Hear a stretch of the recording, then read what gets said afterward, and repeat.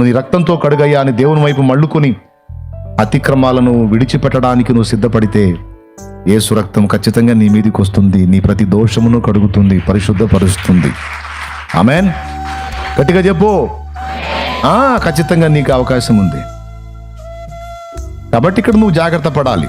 అంతేగాని నీకు నువ్వే, అంటే బైబిల్ చెప్పిందిగా మనల్ని మనమే విమర్శించుకోవాలని అని, విమర్శించుకోవాలి, పరిశీలించుకోవాలి కాదంటల్లా. విమర్శించుకోమన్నాడు కానీ నీకు నువ్వే జడ్జి చేసుకోమల్లా. అర్థమైందా? వివాహమైన తొలి దినాల్లో ఏదో భార్య మీద కోపం వచ్చి లాగ ఒకటి కొట్టి, పాపం అన్యాయంగా ఆమెను కొట్టానని మళ్ళీ గోడ చేయి తీసుకెళ్లి గోడ కొట్టుకునేవాడిని నేను.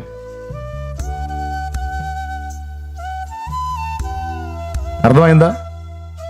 చేయి తీసుకెళ్ళి గోడ కొట్టుకున్నా అంటే ఏంది? సెల్ఫ్ జడ్జిమెంట్ అన్నమాట. తప్పు చేశాను, పాపం అమాయకురాలను కొట్టాను, ఒక దెబ్బ కొట్టాను, ఇంకోసారి చేయకూడదు అని పశ్చాత్తాపడాలి.